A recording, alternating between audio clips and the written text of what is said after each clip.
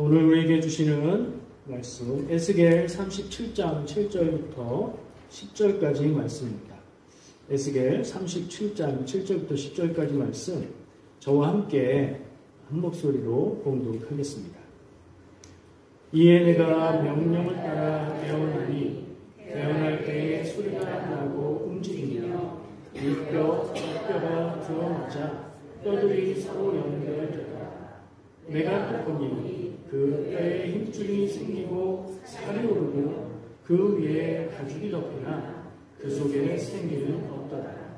또 내게 이르시되 인자야 너는 생기를 향하여 대언하라. 생기에게 대언하여 이르기를 주 여호와께서 이같이 말씀하시기를 생기야 사방에서부터 와서 한 자에게 붙어서 살아나게 하라 하셨다 하라. 이에 내가 그 명령대로 대언하였더니 생기가 그들에게 들어가매 그들이 곧 살아나서 일어나 서는데 극히 큰 군대더라. 아멘. 오늘은 특별히 선교사님께 말씀을 부탁드렸습니다. 여러분들 제가 가능하면 웬만하면 주일 말씀 전하는 것들을 다르게 하지 않는 모습을 기억하실 텐데요.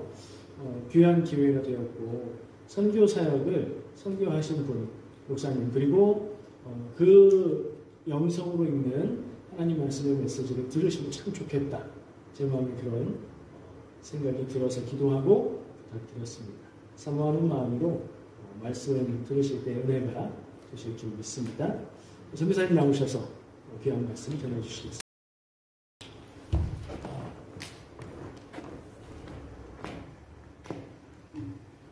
할렐루야.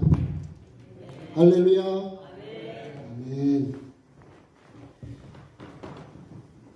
거룩한 주일 주임자리에 나와서 예배하는 모든 성도님들에게 하나님의 은혜와 축복이 함께 하시기를 간절히 축원합니다. 저희 네 가족인데요. 네 가족이 다 따로따로 살다가 하나님의 은혜 가운데 이번에 열흘 작정을 하고 캘거리에 오게 되었습니다.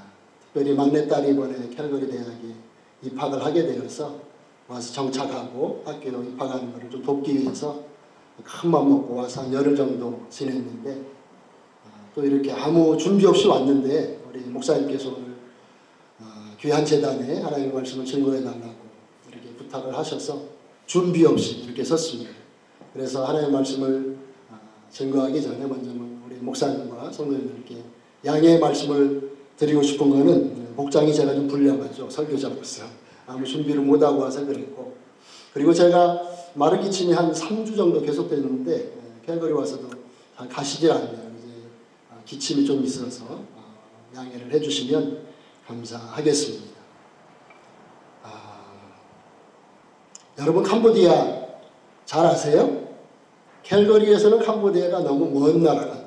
그리고 캄보디아에 대한 소식을 별로 들을 기회가 없을 것 같아요. 한국에 사시면 그래도 캄보디아 소식을 꽤 많이 접하고요. 한국이 캄보디아에 관심을 많이 갖고 여러 뉴스에서도 캄보디아에 대한 이야기들을 하기 때문에 꽤 관심이 있고 또 많은 한국 사람들이 캄보디아를 방문하기도 해서 요즘은 캄보디아가 꽤 알려졌는데 제가 이렇게 캘거리에 와보니까 아마 캘거리에 사시는 우리 성도님들은 캄보디아에서 잘 모르겠다는 생각이 들어요. 캄보디아 하면 두 가지가 유명합니다. 첫째로 유명한 것은 앙코르 사원입니다. 세계 7대 불가사의 중에 하나라고 불릴 만큼 아주 어마어마한 석조, 힌두 사원입니다. 11세기, 12세기 사이에 건축된 그런 건축물인데요. 그 불가사의성을 따지면 이집트의 피라미드보다도 더 불가사의하다고 그래요. 어마어마한 돌로 힌두 성전을 만들어 놨는데 그 당시에 크메르 제국이라고 캄보디아 사람들이 제국을 만들었는데 그때 당시에는 캄보디아, 베트남, 태국, 라오스, 미얀마까지 인도 차이나를 다 섭렵한 큰 왕국을 만들었어요. 그 국력으로 앙코르 사원을 건축을 했고요. 그때 당시에 앙코르가 수도였는데 그때 앙코르에 사는 시민이 100만 명이었다고. 11세기. 인류 역사상 11세기 당시에 100만 명이 사는 대도시가 거의 없었답니다. 그만큼 캄보디아 사람들은 그 선조가 아주 탁월한 그 문화와 문명을 간직하고 있던 아주 찬란한 문명을 자랑하는 그런 민족이었었습니다. 그런데 그 앙코르를 건축하는 과정 가운데 너무나 많은 국력을 소진해서 옆에 태국이 쳐들어오고 베트남이 쳐들어오고 하면서 점점 쪼그라들고요. 그리고 이제 두 번째 유명한 거는 바로 킬링필드입니다. 아마 우리 나이 드신 어르신들은 킬링필드 사건을 잘 알고 계시리라 믿습니다. 1975년부터 79년까지 3년 8개월 20일 동안 크메르루주라고 하는 공산당이 캄보디아를 집권을 했어요. 그리고 캄보디아를 모두가 똑같이 잘 사는 지상낙원을 만들어보자. 그래서 공산주의, 사회주의 그 원칙에 따라서 아주 강력한 개혁을 하게 됩니다. 그 과정 가운데 한 200만 명이 학살을 당합니다. 그리고 미군 폭격에 의해서 한 100만 명이 죽고, 그 당시에 캄보디아 인구가 700만 명이었는데 한 10여 년 사이에 300만 명이 학살을 당했습니다. 그거를 보통 우리가 킬링필드 사건이라고 부르고요. 20세기에 일어난 몇몇 악명 높은 그런 대량 학살 사건이 있었는데 그 중에 하나가 바로 캄보디아에서 일어났던 그런 킬링필드 사건이었습니다. 그래서 캄보디아 그러면은 이제 앙코르 사원과 킬링필드가 유명한 나라입니다. 하나님께서 부족한 저희 가정을 1993년에 캄보디아에 보내주셨어요. 올해가 만 30년 되는 해인데 1993년에 캄보디아는 30년 내전이 끝나고 UN 감시하에 총선거가 막 치루어지던 아직 안정되지 않은 그런 상황이었었습니다. 내전의 끝자락에 저희 가정이 들어가게 되었고요. 30년 선교 역사를 다 이야기하려면 너무 기니까 간단하게 말씀을 드리자면 처음 10년은 교회 개척사역에 전념을 했습니다. 그래서 저와 또 나중에 오신 우리 감리교 선교사님들과 또 신실한 우리 현지 사역자들과 힘을 합쳐서 한 10여 년 동안 100여 개 교회를 전국에 개척을 했습니다. 그리고 그 가운데 캄보디아 감리교 신학교도 제가 설립을 해서 목회자들을 양성을 하기도 했고요. 그렇게 이제 한 10여 년 동안 열심히 교회 개척 사역을 하고 있는데 두 번째 10년은 이제 다른 감리교회, 미국 감리교회, 싱가포르 감리교회, 또 스위스, 프랑스 감리교회 이런 외국 감리교회들이 캄보디아에 와서 이렇게 저의 사역을 보더니 우리가 같은 감리교회, 같은 식구니까 힘을 합쳐서 하나의 캄보디아 감리교회를 조직하자라고 하는 제안을 해와서 이제 그 연합사역을 이제 시작을 해서 두 번째 10년은 그 교단을 조직하는 일에 최선을 다했던 것 같아요. 그래서 그 결과로 지금은 캄보디아 감리교회가 조직이 되었는데 이렇게 여러 외국 감리교회가 하나의 선교지에 들어가서 하나의 토착 현지 감리교회를 조직해준 예가 세계 감리교회 역사상 처음입니다. 우리가 잘 알고 있는 여러 선교지, 몽골도 그렇고 베트남도 그렇고 태국도 그렇고 러시아도 그렇고 뭐 모든 선교지가 한국 감리교회도 사역을 하고 있고요. 미국 감리교회도 선교사를 보내서 선교를 하고 있는데 같이 연합해서 사역을 하는 게 아니라 다 따로따로 사역을 하거든요.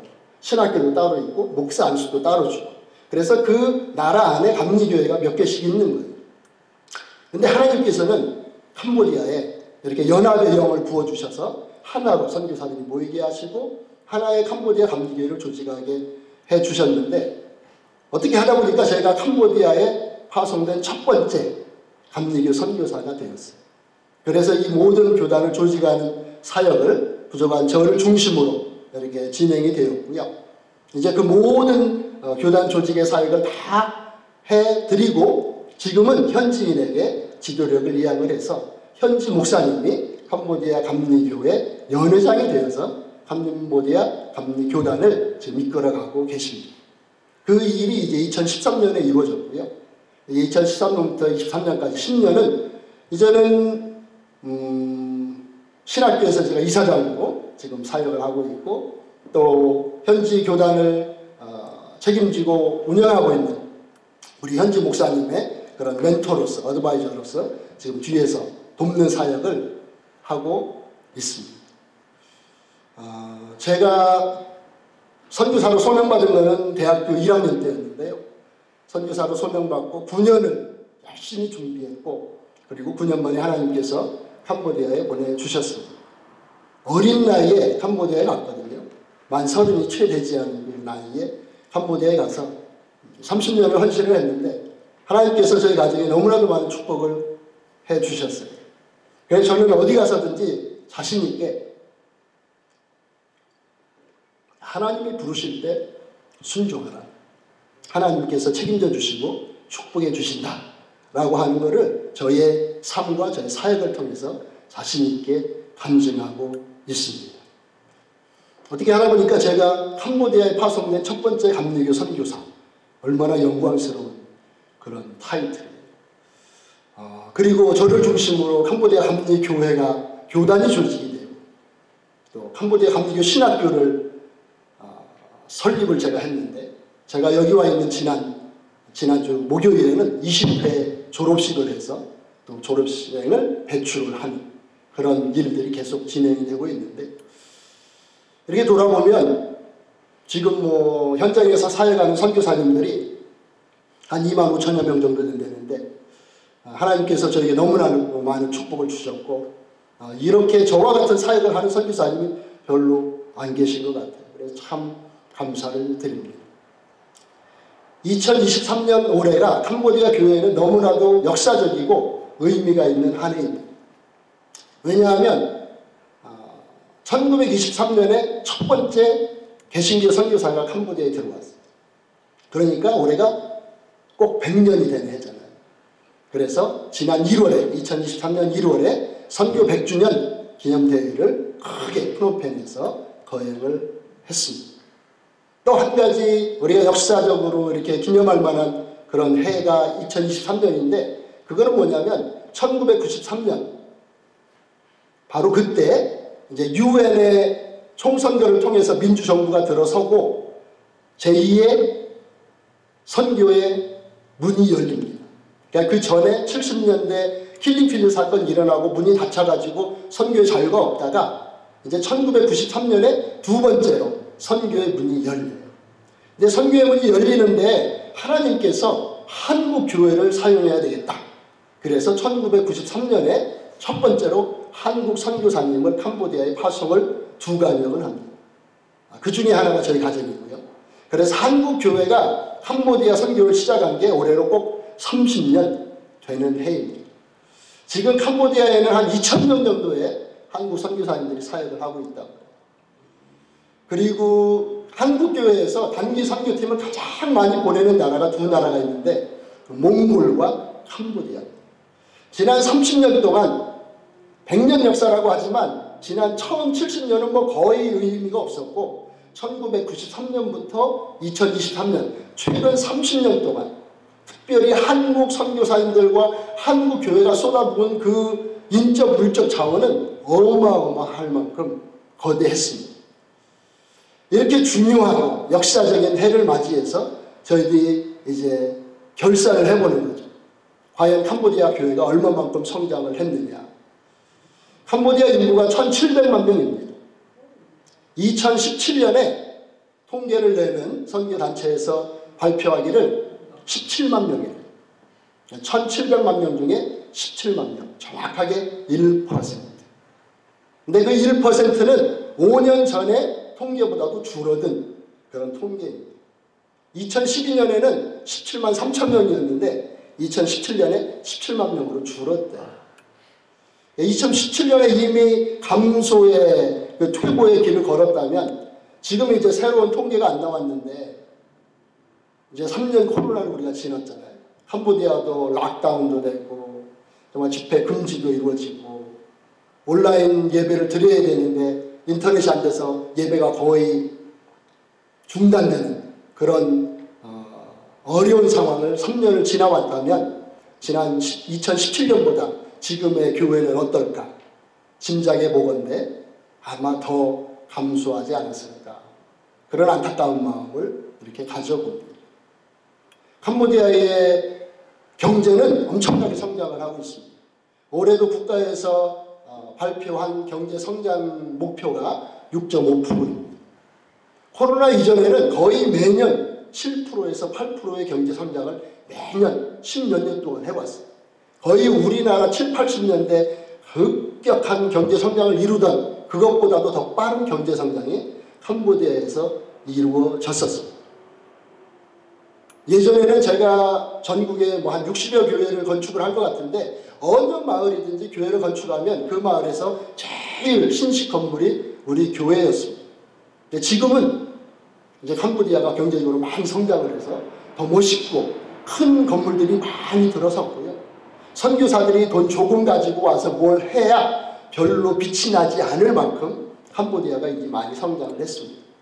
다시 말씀드리면 예전에는 우리 선교사들이 뭔가 할 수 있는 기회가 아주 많았다면 이제는 점점 그 문이 좁아지고 있고 앞으로 갈수록 경제가 성장할수록 이제 그분들의 마음을 뚫고 들어가기는 더 힘들어질 것이고 특별히 캄보디아는 불교가 국교라고 헌법에 쓰여져 있는 그런 나라예요.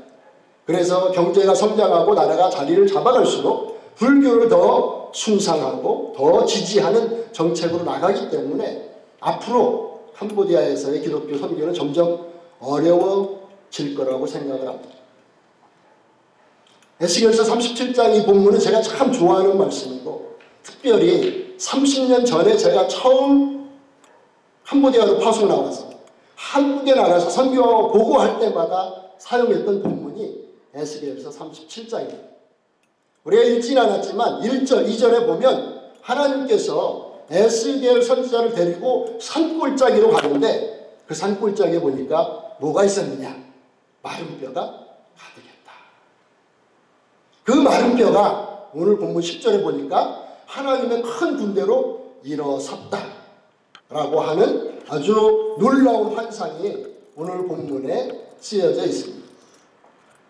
제가 30년 전에 캄보디아에 이렇게 파송되어서 가서 보니까 캄보디아는 아까 말씀드린 대로 킬링필드로 유명한 나라. 정말로 많은 사람들이 대량 학살로 죽임을 당했고 그때 당시에 사람들이 살고는 있었지만 왜 사는지 삶에 대한 의미도 없었고 그냥 하루하루 목숨에 붙어있기 때문에 살아가는 그런 안타까운 정말 마른 뼈들과 같은 사람들이었었어요. 근데 그 30년 전에는 어땠냐면은 교회들마다 막 차고 넘칩니다. 막 가면은 한 마을에 500명이 모이고 700명이 모이고 1000명이 모이는 그런 교회 성장의 역사가 초창기에 있었어요. 왠지 아십니까? 왜냐하면 교회에 오면 쌀을 나눠주고 옷을 주고 돈을 주고 정말 그 당시에는 정말 절대 빈곤 선상에서 살아가는 캄보디아 사람들이 대부분이었기 때문에 목숨을 연명하기 힘들었거든요. 정부는 있었지만 정부가 돈이 하나도 없어서 정부로서의 역할을 못하는 거예요. 선교사가 그나마 이제 선교비를 받아서 뭔가 나눠주는 걸 알기 때문에 교회로 몰려왔어요. 좌우지간 그 30년 전에 초창기에는 교회들마다 미어지고요. 엄청난 교회 성장의 역사가 있었습니다. 그래서 사실 많은 교회 성장을 연구하는 학자들이 세계에서 가장 교회가 빨리 성장하는 나라가 어디냐? 캄보디아라고 그들의 논문에, 그들의 책에 쓰기도 했었습니다. 그랬던 캄보디아, 그리고 더 많은 한국 선교사님들이 들어오시고 수많은 단기 선교팀들이 와서 전국을 다니면서 선교 사역을 했고 수많은 선교비가 투입되어서 교회와 학교와 병원들이 지어진 그 캄보디아 선교 현장에 복음화율을 따진다면 1%밖에 되지 않아. 그 1%가 정점이고 그것이 이제 점점 또 퇴보의 길을 간다면 무엇이 문제입니까? 역사적으로 참 의미가 있는 2023년 이 한 해에 우리가 캄보디아 교회를 바라보면서 과연 하나님께서 캄보디아를 향한 계획이 이것만이었을까? 한 1%만 성장하고 퇴보하도록 한 게 하나님의 계획이었을까? 초창기에 저를 비롯한 많은 선교사님들은 그렇게 외쳤습니다. 하나님께서 캄보디아를 향한 특별한 계획이 있으시다. 죄의 양으로 따지면 캄보디아보다도 죄를 더 많이 지은 나라가 없는 거예요. 그럼에도 불구하고 선교하기에 가장 좋은 환경을 만들어 주셨어요. 그래서 수많은 선교사님들이 쏟아져 들어오고 선교 단체들이 쏟아져 들어오고 단기 선교사들이 쏟아져 들어오고 사역을 하게 해주셨거든요. 그래서 많은 선교사님들이 이렇게 한 이유는 하나님께서 캄보디아를 복되게 하시고 한국교회처럼 인도 차이나와 동남아시아와 더 나아가 서남아시아까지 선교를 감당하는 제사장의 나라로 사용하려고 그렇게 하나님께서 계획하시고 일하시고 계신다. 바로 에스겔서 37장에 있는 환상의 그 장면이 캄보디아에서 그대로 재현되고 있다라고 저희들이 30년 전, 20년 전에는 자신 있게 외쳤거든요. 근데 이제 30년 지난 지금 돌아보면 꽃도 피기 전에 열매도 맺기 전에 벌써 사그라들라고 하고 어떤 분은 캄보디아 교회를 조루 현상에 걸렸다. 아직 이제 청년 때 막 되지도 않았는데 벌써 노화 현상이 와가지고 이렇게 좀 약해지는 그런 캄보디아의 교회 모습을 보면서 안타까워하고 있습니다. 저도 이제 캄보디아 교단을 책임지고 있는 선교사로서 또 첫 번째 들어가서 사역한 선교사로서 캄보디아를 향한 하나님의 계획을 분명히 제가 믿고 그럼 왜 현상적으로는 결과적으로는 이거밖에 되지 않았을까? 과연 무엇이 문제일까? 저를 비롯한 많은 선교사님들과 선교단체에서 질문을 하면서 고민하면서 그 정답을 찾으려고 노력하고 있습니다. 그랬다가 제가 에스겔서 37장 본문을 다시 한번 꺼내게 되었습니다. 바로 여기에 정답이 있기 때문입니다. 왜냐하면 30년 전에는 제가 마른 뼈에서 하나님의 군대로 일어서는 1절에서 10절로 발전하는 그것만 제가 원인과 결과만을 이렇게 말씀을 드렸거든요. 근데 자세히 본문을 읽어보니까 7절, 8절 한 단계가 더 있는 거예요. 하나님께서 에스겔을 데리고 마른 뼈가 가득한 골짜기에 가서 보게 하시고 7절에 보면 마른 뼈들을 향하여 대언하라. 대언을 합니다. 대언을 하니까 어떤 일들이 일어나냐면 많은 마른 뼈들이 지 자리들을 맞아 들어가서 골격이 맞춰지고 거기에 힘줄이 붙고 거기에 살과 피부가 생겨서 하나님의 사람의 모양을 하게 되었다는 거예요. 얼마나 어마어마한 기적과 같은 일입니다. 근데 8절 마지막에 보면 그 안에 생명이 없더라. 그리고 이제 9절에 하나님께서 다시 한번 대언하라. 생기를 향하여 대언하라. 대언을 합니다. 대언을 했더니 어디선지 모르게 사방에서 생기의 바람이 불어와서 그들에게 들어가는데 그 모양만 갖추고 있던 인간들에게 생명의 역사가 나타나고 일어나 서는데 극히 큰 하나님의 군대더라. 바로 이 본문은 죄를 짓고 하나님의 심판을 받고 있는 바벨론 땅에서 포로 생활을 하고 있던 이스라엘 백성들을 어떻게 회복하실 건지에 대한 하나님께서 보여주는 그런 플랜이거든요. 그럼 왜 하나님께서 에스겔 선지자의 한 번 대언을 통해서 그 마른 뼈들이 하나님의 군대로 바로 일어나지 않게 하셨습니다. 왜 7절, 8절 한 단계를 더 거치고 그리고 한 번 더 대언을 해서 10절 하나님의 큰 군대로 일어나게 하셨을까? 고민을 하면서 바로 그것이 정답이라고 하는 그런 깨달음을 받게 되었습니다. 다시 말씀드리면 지난 30년 동안 저를 비롯한 많은 선교사님들이 선교비를 받아라. 또 많은 선교사님들이 함께 와서 교회를 건축을 했습니다. 교회를 줬습니다. 선교 프로젝트 많이 운영을 했습니다. 엄청나게 많은 일들을 했어요. 어떻게 보면 마른 뼈들을 이렇게 갖다가 레고를 맞추듯이 사람의 모양을 맞춘 거라고 볼 수가 있죠. 근데 정말 중요한 것은 그 안에 생명이 있느냐는 거죠. 그 안에서 일을 하고 있는 현지 사역자들에게, 스태프들에게 생명의 역사가 나타나서 정말 그들이 힘있게 사역을 감당을 하고 있느냐. 그렇지 않은 것 같아요. 초창기에는 정말 성령의 역사가 있어서 열심히 했는데 사회와 경제가 발전을 하면서 많은 사람들이 이제 세상을 쳐다보게 되고요. 점점 더 그 믿음과 그 헌신도가 점점 더 낮아지고, 그래서 이 외형적으로 보이는 구조물은 큰데 그 안에서 그걸 이끌어가는 사람들의 능력은 너무나 조그만, 어떻게 보면 2단계, 7절, 8절에 있는 그 2단계 수준에 머물러 있는 그런 현장이 캄보디아의 선교 현장이고, 바로 캄보디아의 선교의 문제가 아닌가, 그런 진단을 해보게 되는 겁니다. 과연 그렇다면 캄보디아 선교를 통해서 하나님의 계획이 실현되고 하나님의 역사가 나타나게 하기 위해서 무엇이 필요할까요? 더 많은 선교비를 받아다가 더 많은 교회를 짓고 더 많은 건물을 짓고 더 많은 프로그램을 하는 것들이 그게 정답일까요? 제가 보기에 현지 사역자들이 준비되지 않은 상황에서 그거를 갖다 더 크게만 한다면 어떻게 보면 그거는 그들에게 더 큰 짐만 지우는 거예요. 정말로 캄보디아 교회에 필요한 것이 있다면 2단계에서 3단계.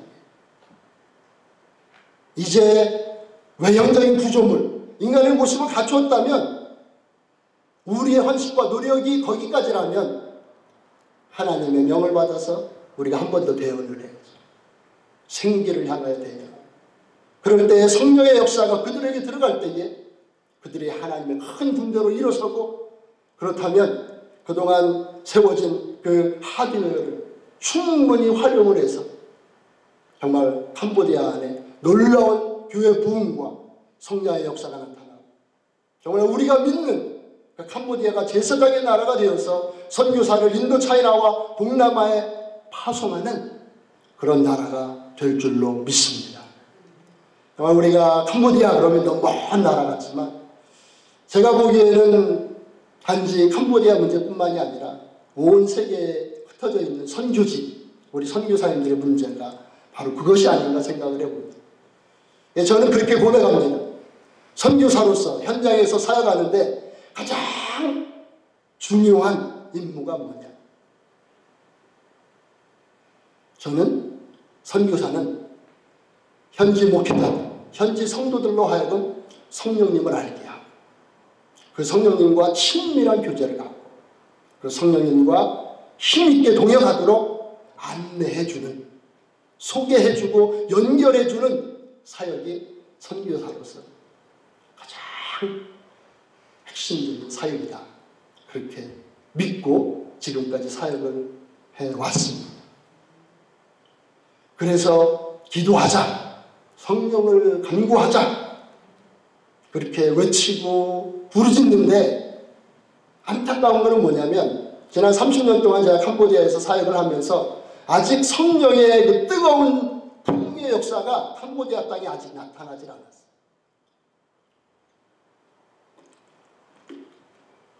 그래서 그분들은 성령을 아는데 성령님이 이렇대, 성령님이 이런 역사를 했대, 남의 이야기로 알고 있습니다. 그래서 성령이 얼마나 능력이 있고 성령님께서 얼마나 정말 위대한 분이고 우리를 통해서 큰 일을 할 수 있는지를 잘 몰라요. 그걸 본 적도 없고 체험한 적도 없고, 그래서 참 그분들에게 그 성령의 역사를 가르쳐주기가 쉽지가 않아요. 우리 한국교회는 어때요? 우리가 70년, 80년 정말 심령 대부흥했잖아요.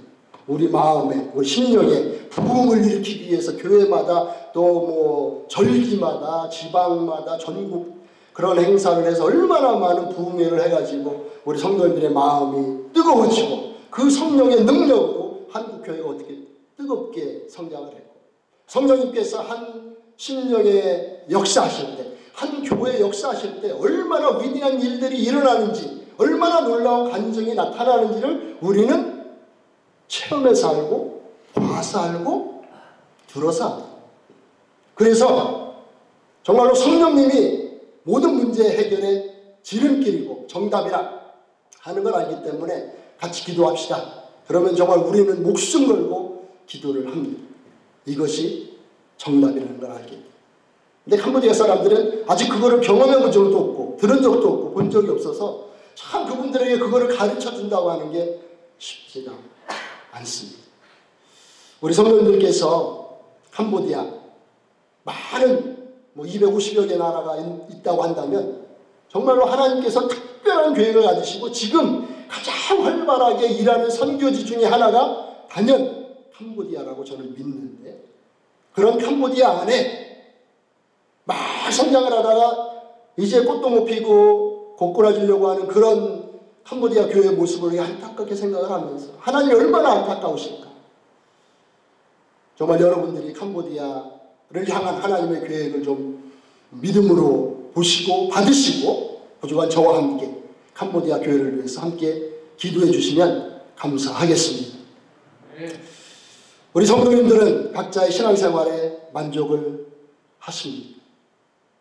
아니면 우리 캘거리 제일교회는 정말 하나님께서 우리에게 맡겨주신 사명을 넉넉히 감당하고 계시다고 믿습니다. 오늘 에스겔서 37장의 본문은 그 당시의 이스라엘 백성에게만 주어진 말씀이 아니라 바로 우리에게 주시는 말씀인 줄로 믿습니다. 하나님께서는 마른 뼈 같은 우리를 하나님의 군대로 일으켜 세우시려고 하는 줄로 믿습니다. 하나님의 군대로 일어서셨습니까? 아마 우리가 이렇게 변명을 할 수도 있을지 모르겠어요. 하나님, 제가 예수님을 믿은 이후에 천국 소망이 있고 너무나 감사해요. 그래서 최선을 다해서 믿음을 지키고 하나님을 위해서 살려고 노력을 하는데 참 세상살이가 만만치 않네요. 그죠? 너무나 힘든 게 많아요. 너무나 문제가 많아요. 최선을 다하고 있는 거예요. 어떻게 해야 하나님? 우리 캘거리 제일교회, 제가 듣기로 한 30여 교회가 있다는데 더 큰 교회들도 많이 있겠지. 우리가 나가서 전도를 해도 별로 귀담아 듣는 한인들도 별로 없고 어떻게 하면 우리 캘거리 감리교회가 성장을 할까? 참 특별한 그런 묘안이 없이 이렇게 하루하루 지나고 있는 줄도 모르겠습니다. 그런데 제가 부족하지만 우리 성도님들과 캘거리 제일감리교회 성도님들 또 우리 교회들에게 말씀드리고 싶은 것은 하나님께서 우리 한 사람 한 사람에게 특별한 계획을 가지고 계시고 또 우리 캘거리 제일교회를 통해서 놀라운 일을 행하시려고 계획하시는 줄로 믿습니다. 이사야서 40장에 보면 여호와를 앙망하는 자는 독수리의 날개치며 올라감 같을 것이라 그랬어요. 독수리는 새 중의 왕이죠. 가만히 보면 우리는 참새 같은 삶을 살고 있습니다.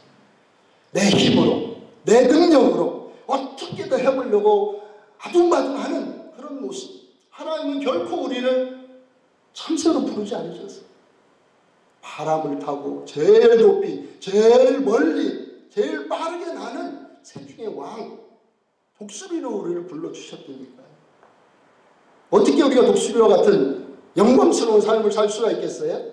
우리의 힘과 능력, 지식, 경험으로는 안 되고요. 바로 3단계로의 신앙의 성장, 그 성령의 역사를 통한 그런 부흥의 역사가 우리 심령 가운데 나타날 때에 그러한 일들이 일어날 줄로 믿습니다. 성령님께서는 지금도 여러분의 마음을 놓고 하신다고 요한계시록 3장 20절에 말씀하고 계시죠. 누구든지 여는 자는 내가 들어가서 먹고 마시는 친밀한 교제를 하겠다. 누가복음 12장 49절에 보면 예수님께서 내가 이 땅에 불을 던지러 왔느니 이 불이 붙었으면 내가 무엇을 더 바라리요. 예수님께서 하신 말씀이에요. 그 전에 보면 내가 잃은 양을 찾으러 왔다고 말씀했는데 그 이후에 내가 불을 던지러 왔다. 이 땅에. 무슨 불일까요? 이 불이 붙었으면 내가 뭘 더 바라겠느냐. 그 불은 성령의 불을 말씀하시는 거예요. 예수님께서 이 땅에 오신 것, 우리가 예수님의 죽음과 부활을 믿고 하나님의 자녀가 되고 천국 소망을 갖는 그리스도인이 되는 것, 하나님의 자녀가 되는 것, 그것이 예수님의 첫 번째 목적이라면 그거는 어떻게 보면 2단계의 그런 환상의 모습이라면 하나님께서는 그것으로 끝나는 것이 아니고요. 한 단계 더 있습니다. 그거는 뭐냐면 성령님을 준비하셔서 보혜사 성령님을 통해서 우리가 성령님과 친밀한 교제를 나누고 그 성령님과 동행하는 삶을 통해서 우리가 독수지처럼 날개치며 올라감 같은 능력 있는 삶을 살고 하나님의 큰 군대로서 어떠한 문제가 와도 두려움 없이 하하하 웃으면서 여유만만하게 다 헤쳐나가며 승리하는 그런 하나님의 군대가 되기를 원하는 하나님의 플랜이 이미 에스겔서 37장에 주어져 있고요. 그 말씀이 우리에게 지금 적용돼야 됩니다. 사도행전 2장의 그 초대교회 성도들의 모습을 보거나 또 18세기에 존 웨슬리 목사님을 통해서 영국을 구원했던 초대 감리교회의 운동을 보면 그들은 비율로 보면 0.몇몇 %밖에 됩니다. 아주 소수의 무리였어요. 그들은 엄청난 핍박을 당했어요. 유대교로부터 로마로. 18세기에는 성공회로. 그들은 아무 능력도 없고 가진 것도 없고 건물도 없었어요. 그러나 그들은 딱 하나 있었어요. 성령이 충만한 능력. 그것으로 로마 제국을 완전히 뒤집어놨고요. 많은 역사학자들이 초기에 감리교 운동이 영국 사회를 구원했다라고 평가할 만큼 영국 사회를 완전히 성화하고 변화시키는 놀라운 능력을 그 나라 가운데 일으켰습니다. 사랑하는 성도 여러분, 우리의 삶이 아무리 팍팍하고 힘들어도 또 우리 교회가 어떻게 움직일 수 없는 운신의 폭이 적더라도 우리의 인간의 생각과 우리의 가진 환경만 보지 마시고 그 모든 것은 접어두고 하나님께서 우리를 위해 예비해 주신 것, 하나님께서 예수님께서 천국을 가시기 전에 너희들은 절대 이 천국 따라하지 말라, 아무 일도 하지 말라, 아버지께서 약속한 것을 받기 전까지. 사실 예수님께서 제자들에게 지상명령, 땅끝까지 이르러 내 증인이 되라고 하는 지상명령을 주셨거든요. 그리고 가시면서 하는 말씀은 뭐예요? 아무 일도 하지 말고 여기에 모여있어요. 받고 가라. 그게 바로 성령님. 그것이 바로 하나님의 계획이었어요. 우리가 예수님을 믿고 하나님의 자녀가 되어서 내 힘과 능력으로 내 믿음을 지키는 것이 하나님의 계획이 아니고요. 하나님의 자녀가 된 이후로는 성령님을 내 삶의 주인으로 왕으로 모시고 성령님께 모든 걸 드리고 온전히 믿음으로 순종하는 삶. 그것이 하나님의 우리를 향한 계획이었고요. 우리가 그것을 살기만 한다면 우리의 삶은 독수리와 같은 삶이 되고 하나님의 큰 군대로서 하나님의 계획과 역사를 이루어드리는 그런 하나님의 축복된 성도가 교회들이 될 줄로 믿습니다.